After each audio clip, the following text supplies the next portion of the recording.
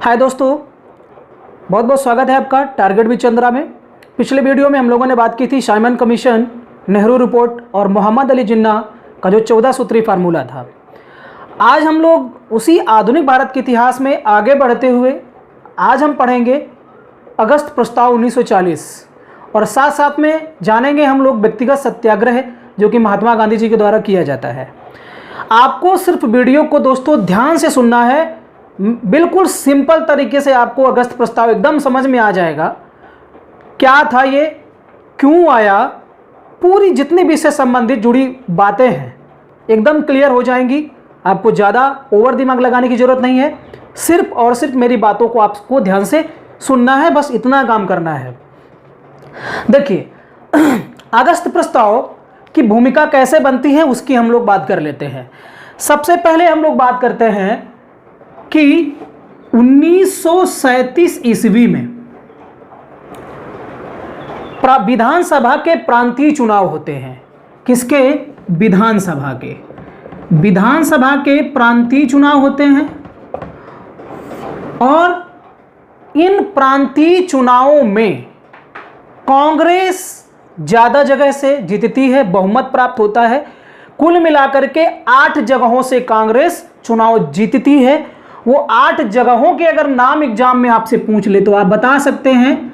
एक तो आपका बॉम्बे है, एक आपका असम है, इसके अलावा आपका मद्रास है, इसके अलावा बिहार है, उड़ीसा है, संयुक्त प्रांत जिसको यूपी बोलते हैं, इसके अलावा उत्तर पश्चिमी प्रांत, उत्तर पश्चिमी प्रांत, मध्य प्रांत। 1 2 3 4 5 6 7 8 कितने हुए दोस्तों? ये 8 प्रांत। इन 8 प्रांतों से कांग्रेस ने स्पष्ट बहुमत प्राप्त किया, अर्थात पूरे भारत में सबसे ज़्यादा सीटें लेकर के कांग्रेस चुनाव जीतती है।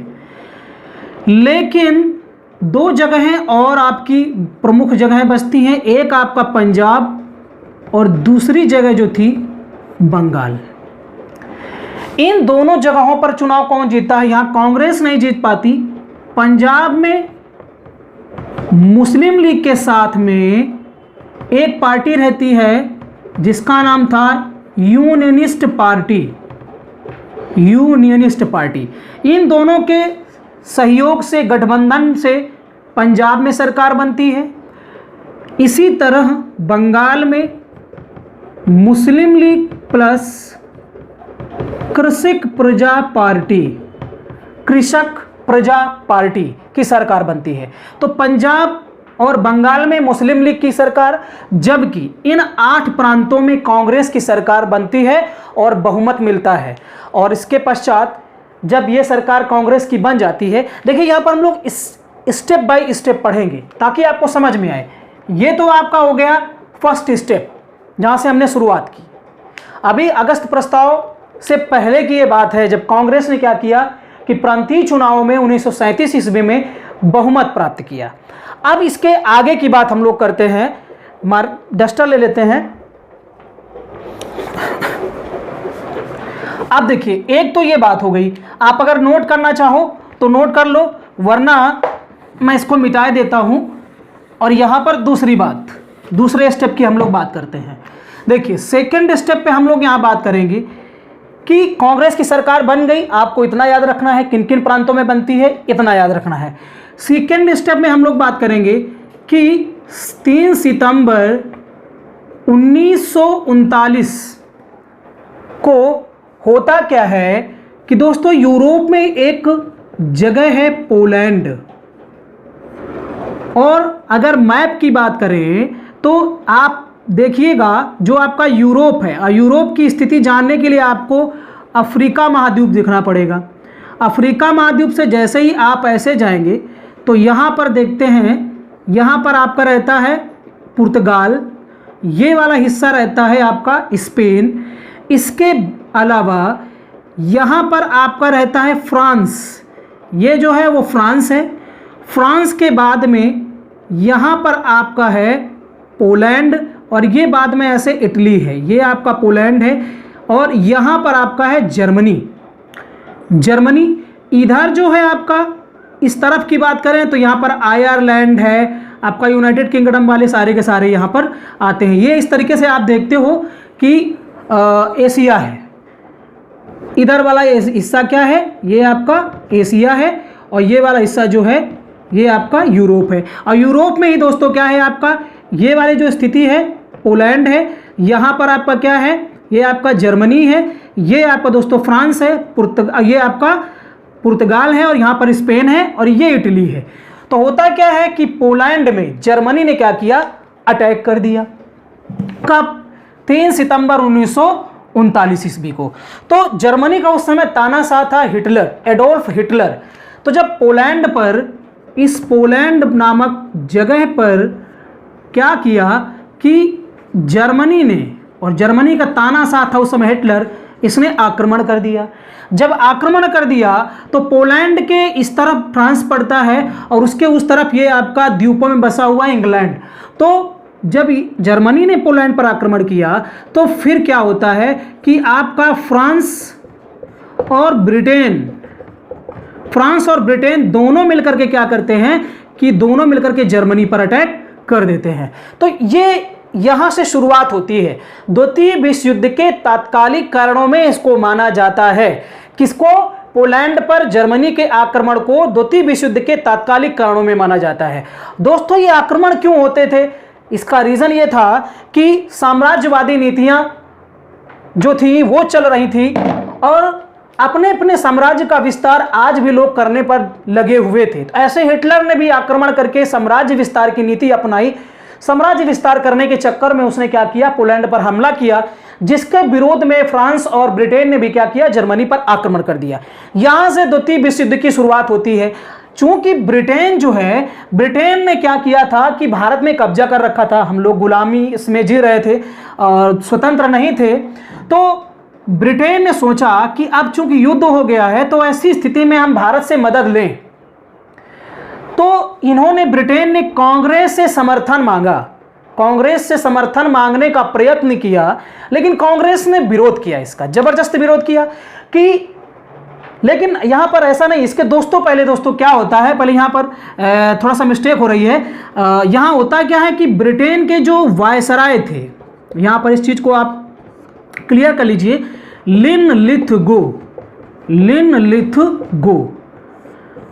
Lord Linlithgow. तो लिनलिथगो ने क्या किया कि इसने बिना कांग्रेस की अनुमति के, बिना भारतीय लोगों के परामर्श के भारत को युद्ध में शामिल कर लिया, और युद्ध में शामिल करने की घोषणा कर दी कि भारत भी ब्रिटेन का युद्ध में सहयोग करेगा, बिना किसी भारतीय और बिना किसी कांग्रेसी मंत्रियों के परामर्श के, अनुमति के। किसने? वायसराय लिनलिथगो ने। दोस्तों लिनलिथगो के बारे में आप डिस्क्रिप्शन बॉक्स में आपको मैं लिंक दे दूंगा, वहां से आपको इस वायसराय के बारे में समस्त जानकारियां मिल जाएंगी।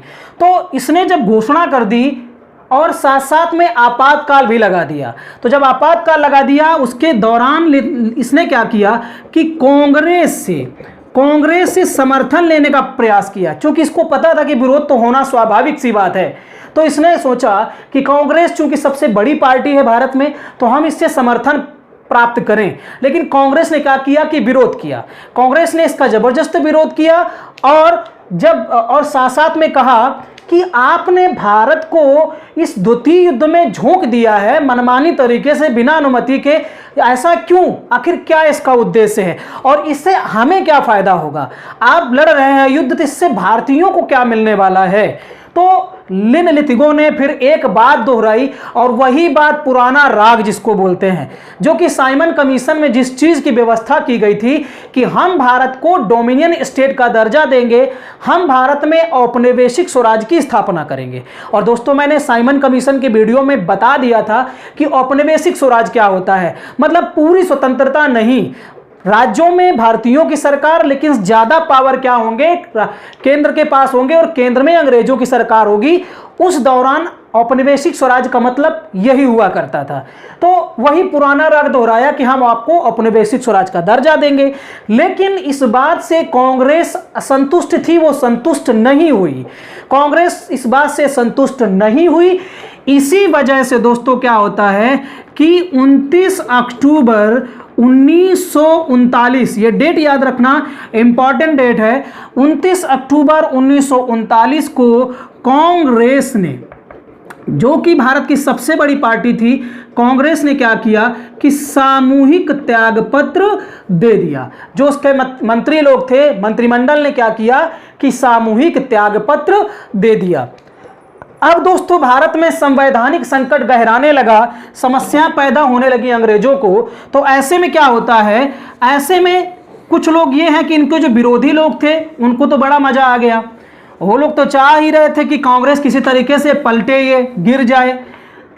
तो होता क्या है कि इस खुशी में कांग्रेस ने 29 अक्टूबर 1939 ईस्वी को जब त्याग पत्र दिया, तो क्या होता है कुछ समय पश्चात, और कब, 22 दिसंबर 1939 ईस्वी को, यह भी डेट इंपॉर्टेंट है, आप लोग याद रख सकते हैं, मुस्लिम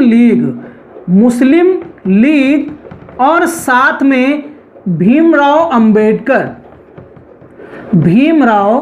अंबेडकर ने क्या किया कि इस दिन का 22 दिसंबर 1939 को कांग्रेस के द्वारा जो सामूहिक त्यागपत्र दिया था, उसके लिए क्या किया, इन लोगों ने मुक्ति दिवस के रूप में मनाया। उस घटना को इन लोगों ने मुक्ति दिवस के रूप में मनाया, अर्थात कि कांग्रेस से हमें मुक्ति मिल गई, मुक्ति दिवस मनाया। एक और दिवस इन्होंने मनाया, धन्यवाद दिवस। तो ये इंपॉर्टेंट है, दोनों फैक्ट एग्जाम में पूछ लेता है। मुक्ति दिवस क्यों मनाया गया, कब मनाया गया, किसके द्वारा मनाया गया।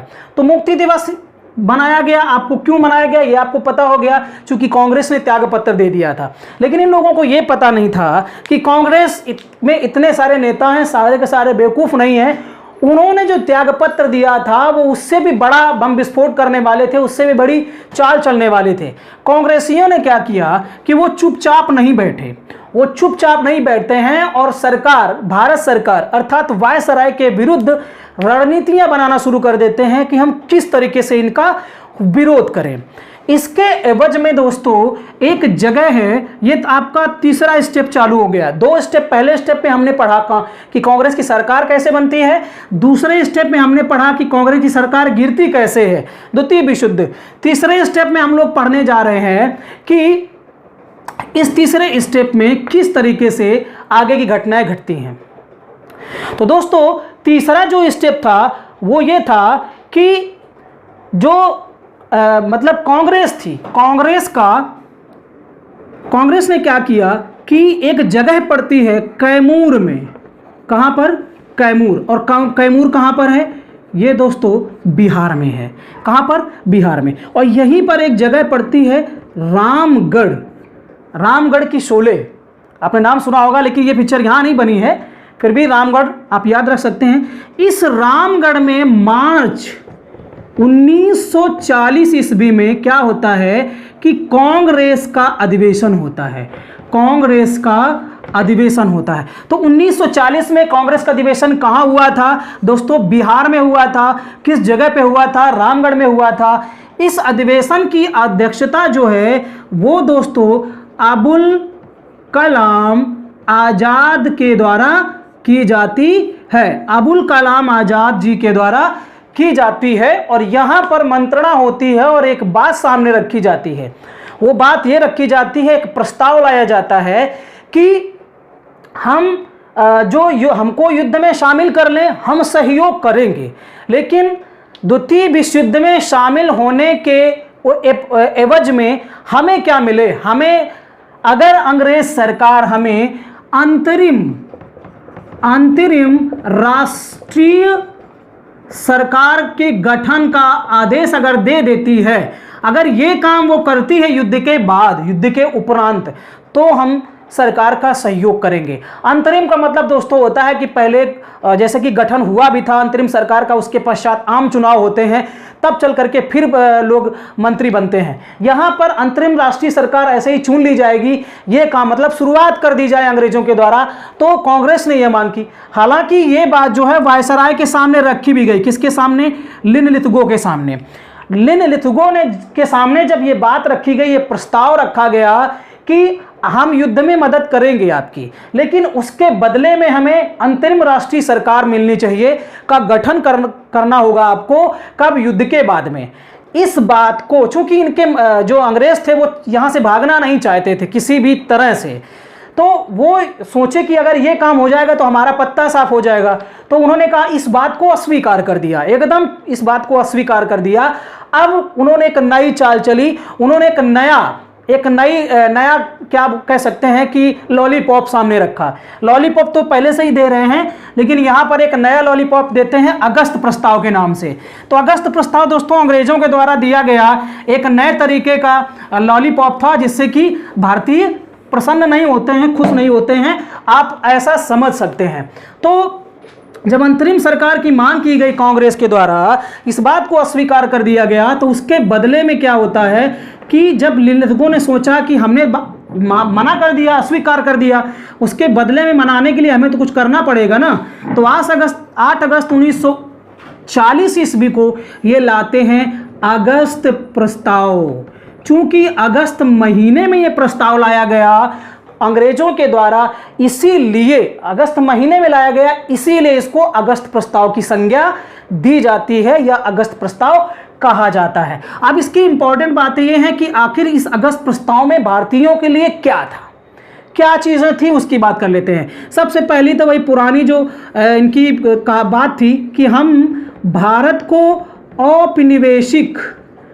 औपनिवेशिक स्वराज की स्थापना करेंगे, औपनिवेशिक स्वराज की स्थापना करेंगे। इनके इस अगस्त प्रस्ताव में पहली बात तो ये थी।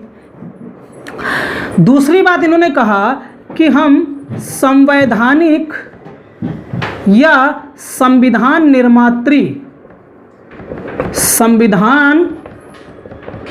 निर्मात्री सभा का गठन करेंगे, सभी दलों के साथ में मिलकर के। इसके साथ साथ में इन्होंने कहा कि जो गवर्नर जनरल की कार्यकारी परिषद होती है, जिसमें कार्य करने वाले लोग होते हैं, कार्यकारी परिषद में क्या किया जाएगा कि पहले भी भारतीय शामिल होते थे। सत्येंद्र सिन्हा ऐसे व्यक्ति थे जिन्होंने सबसे पहले गवर्नर जनरल की कार्यकारी परिषद में हिस्सा लिया था, ये पहले कर्मचारी बने थे। तो पहले भी 1-2 लोग शामिल हुआ करते थे, लेकिन अब इस अगस्त प्रस्ताव में क्या था कि अब व्यवस्था ये की गई कि भारतीयों की संख्या में जो भारतीय सदस्य होंगे, उन भारतीय सदस्य की संख्या में वृद्धि कर दी जाएगी, संख्या में वृद्धि कर दी जाएगी। अर्थात पहले गवर्नर जनरल की परिषद में कम लोग होते थे, अब हम लोग ज़्यादा लोग इसमें शामिल करेंगे, ये अंग्रेजों ने कहा। इसके साथ साथ में इन्होंने एक और बात कही कि अल्पसंख्यकों की बात पर संविधान में परिवर्तन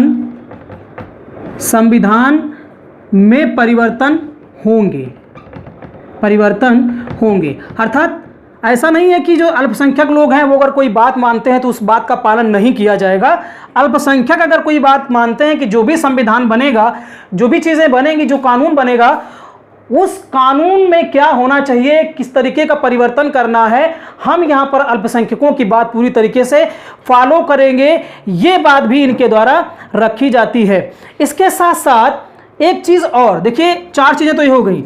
एक चीज़ इन्होंने कहा कि युद्ध के बाद एक युद्ध परिषद बनेगी या युद्ध समिति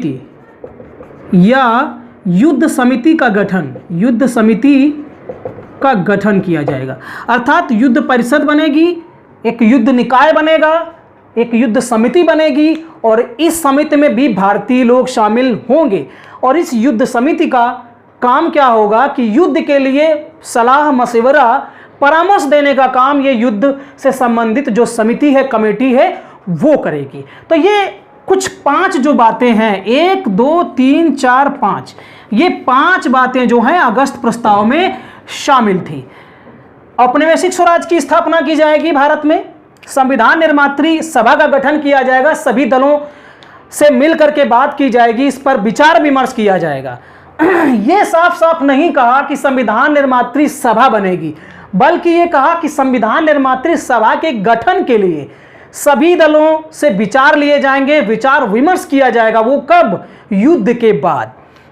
गवर्नर जनरल की कार्यकारी परिषद में भारतीय सदस्यों की संख्या बढ़ा दी जाएगी। अल्पसंख्यकों की बात पर संवैधानिक परिवर्तन हो सकते हैं, किए जाएंगे। और साथ में युद्ध के बाद में एक युद्ध समिति बनेगी, जो कि युद्ध में किस तरीके से युद्ध करना है, कौन शामिल होगा, क्या करना है, क्या नहीं करना है, सारी चीज़ों की सलाह। और ये एक तरीके की युद्ध सलाहकार समिति इसको हम कह सकते हैं। दोस्तों यहाँ पर युद्ध समिति लिखा हुआ है, आप यहाँ पर युद्ध सलाहकार समिति कर देंगे तो ज़्यादा बेहतर रहेगा। तो युद्ध सलाहकार समिति का गठन किया जाएगा। अब दोस्तों जब ये इतनी बातें यहाँ पर रख दी जाती हैं, किसके द्वारा? लिन लिथगो के द्वारा। अब होता क्या है, अब यहां पर चूंकि पुराने वादे ही हैं, कुछ नया नहीं है यहां पर, इसलिए कांग्रेस ने इसका विरोध किया।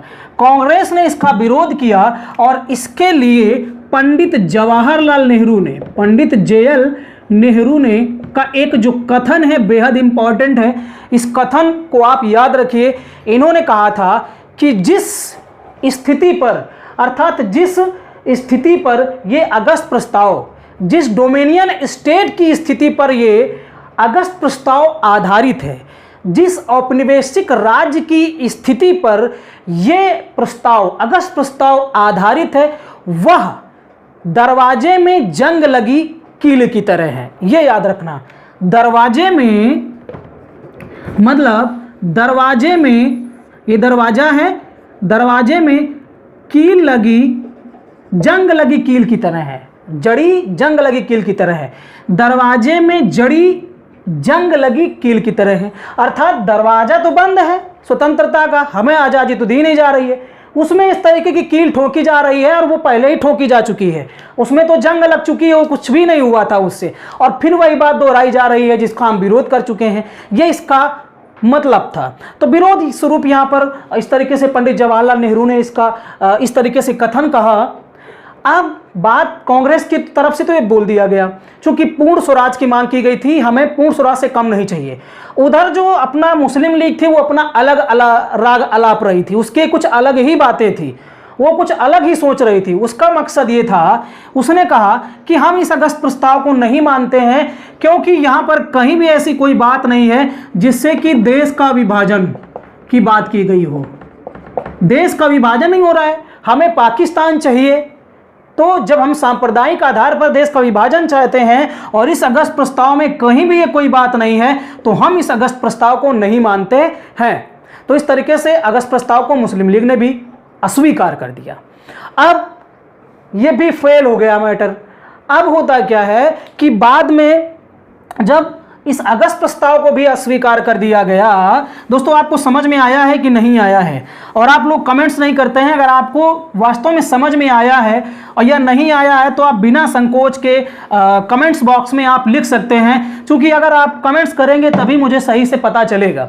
तो आप कमेंट्स जरूर किया करें। अगर आपको पसंद आ रहा हो दोस्तों तो हमारे चैनल को सब्सक्राइब भी करें, लाइक भी भारी मात्रा में करें। देखिए यहाँ पर जब अस्वीकार कर दिया गया तो अब क्या होता है कि गांधी जी के नेतृत्व में अब नया एक आंदोलन चलता है, नया सत्याग्रह चलता है, जिसको हम व्यक्तिगत सत्याग्रह कहते हैं।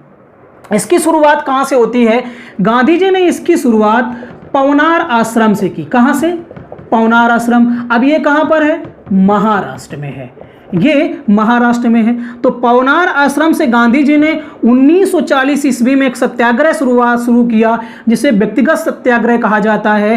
अब चूंकि यहाँ ये भी था ना कि कांग्रेस के अंदर ये चीज़ फैली हुई थी। पंडित जवाहरलाल नेहरू ने कहा था कि ऐसे समय में जब ब्रिटेन जूझ रहा है, जब उसको समस्या है, युद्ध में वो हारने वाला है, तो ऐसे समय में हमें सरकार की मदद करना चाहिए। ऐसे समय में हमें सत्याग्रह करने की आवश्यकता नहीं है। ये पंडित जवाहरलाल नेहरू ने कहा, लेकिन कांग्रेस से लोगों का जो विश्वास है, वो भरोसा है, वो उठता चला जा रहा था। क्योंकि सरकार जो कांग्रेस जो है वो सरकार की किसी न किसी रूप में मदद करना चाहती थी और मदद करती भी थी। लेकिन गांधी जी को लगा कि जब ऐसे ही चलता रहेगा तो लोगों के अंदर से हमारे कांग्रेस का जो विश्वास है, कांग्रेस का जो भरोसा है, वो उठ जाएगा लोगों के अंदर से। तो इसलिए उन्होंने व्यक्तिगत सत्याग्रह की शुरुआत कर दी और पंडित जवाहरलाल नेहरू भी इसमें शामिल हो जाते हैं। तो पंडित सबसे पहले, देखिए एग्जाम में पूछता है कि व्यक्तिगत सत्याग्रह के पहले अनुयायी कौन थे या पहले सत्याग्रही कौन थे। ऐसे पूछा जाएगा कि व्यक्तिगत सत्याग्रह जो कि महात्मा गांधी जी के द्वारा चलाया जाता है पौनार आश्रम से, उसके पहले सत्याग्रही कौन थे? विनोबा भावे। विनोबा भावे ये रहते हैं। उसके बाद 1902 चरणों में चलता है। पहले चरण में विनोबा भावे, दूसरे चरण में 1941 में पंडित जवाहरलाल नेहरू क्या करते हैं कि दूसरे सत्याग्रही बनते हैं इस व्यक्तिगत सत्याग्रह की। इसमें कुल मिलाकर के 25,000 सत्याग्रही जो हैं वो दोस्तों जेल गए थे। किस सत्याग्रह में? व्यक्तिगत सत्याग्रह में। तो ये इंपॉर्टेंट है, 25,000 सत्याग्रही जेल गए थे। और इसमें इंपॉर्टेंट चीज ये है कि इसी सत्याग्रह के दौरान एक नारा दिया गया और वो नारा क्या था? दिल्ली चलो, दिल्ली चलो। और इसीलिए इस सत्याग्रह को एक और नाम दिया जाता है, दिल्ली चलो आंदोलन। दिल्ली चलो आंदोलन। तो दोस्तों एग्जाम में पूछेगा कि दिल्ली चलो आंदोलन किसे कहा जाता है, तो इसी व्यक्तिगत सत्याग्रह को कहा जाता है जो कि महात्मा गांधी जी के द्वारा चलाया गया। तो दोस्तों ये वीडियो यहीं पर समाप्त होता है। मैंने अगस्त प्रस्ताव व्यक्तिगत सत्याग्रह के बारे में जितनी भी इंपॉर्टेंट और आपकी एग्जाम की दृष्टि से महत्वपूर्ण बातें हो सकती थी सभी की यहाँ पर बात की। अगर आपको लगता है कि इससे भी कुछ यहाँ पर कोई पॉइंट्स छूट रहे हैं तो प्लीज आप कमेंट्स बॉक्स में कमेंट्स करें। और अगर आपको वीडियो पसंद आता है तो हमारे इस चैनल को सब्सक्राइब करें, लाइक करें, कमेंट्स करें, शेयर करें। Thank you.